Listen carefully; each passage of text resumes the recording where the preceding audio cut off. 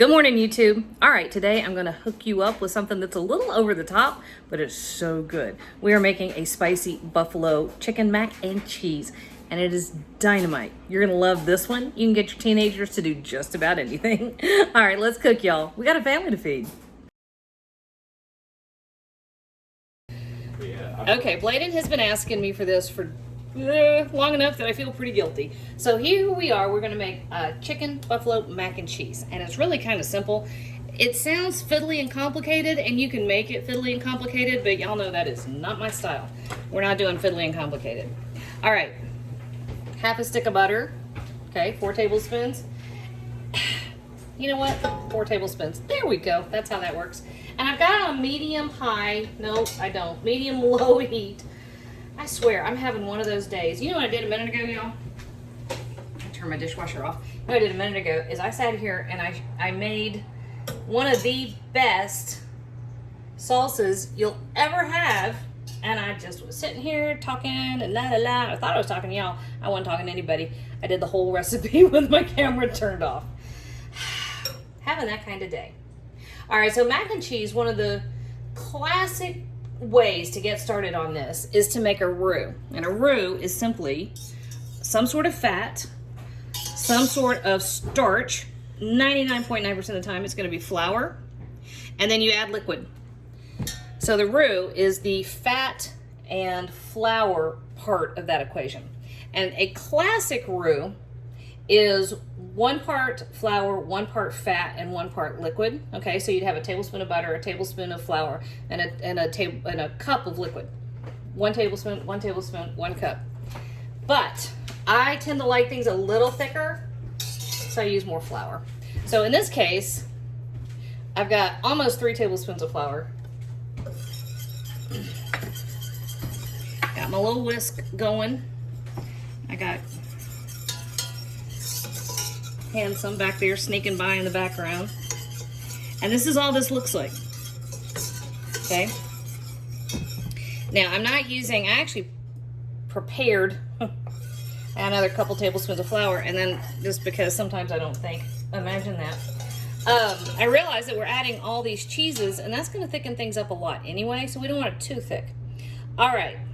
Now, here's something that most people don't do. I did it this way for years because I didn't know any better, and so I realized it just works, and so I'm going to keep doing it. I have 4 ounces of cream cheese. It has kind of come down in temperature. It is almost room temperature. If you wait and add this cream cheese later, it's really difficult to get it to incorporate. Now, with that said, it's not the end of the world if it doesn't incorporate fully. It's just more cheesy goodness, right? But you do want to break it up because you don't want a giant bite of just cream cheese. Although little tiny pieces, let me show you. See? Well, tiny pieces are fine. Whoop! My tripod's collapsing. But you don't want giant pieces. So we're just going to proceed with our sauce. Did I get it? Yep. We're going to proceed with our sauce and give that cream cheese extra time to melt and incorporate and break down and all the things, right? So what are we doing next? We have 2 cups of milk. I have 2% milk. Whole milk is fine, of course. Always, whole milk is fine. I stopped buying low-fat milk because of all the emulsifiers that get added to it and sugars. We simply use less dairy now. And when we do have it, we tend to have whole milk. 2% is my nod. We just use less dairy. Don't make mac and cheese all that often because yummy as it is, it's not the best thing for you. Imagine that. Okay, so our seasonings.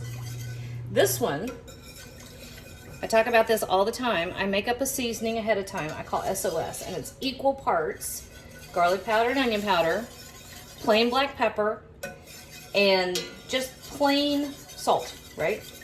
And I mix it up because that is my go-to seasoning blend. I use that all the time.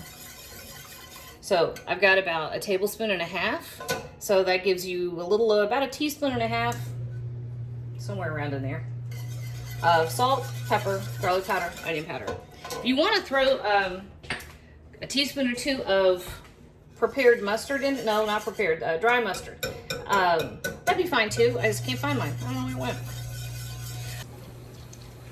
Here we go. Okay, here we go. So medium heat. About a tablespoon of butter that I melted and about a tablespoon of olive oil. Butter is for flavor, oil is to bring the heat up. And that is a cup of panko breadcrumbs. All we're doing is toasting it a little bit. So you're just gonna, you don't want to toast it too much because it will continue to cook in the oven, but this does help give it that beautiful color. And toasty flavor is always better flavor, okay? So give me half a second on this. And I'll be back. I just want to show you something. I don't know if you can see the difference. You see right here the color difference? That's what you're going for. Be careful though, don't walk away because these will go from golden to ruined in about 3 seconds. All right, so we got toasty and golden. And that's it, boom, right over the top. I just sprinkled our toasted panko breadcrumbs right over the top. Now I've got a 350-degree oven, and this is going in there for about 30 minutes. I'm not gonna lie, I've eaten a lot of this already.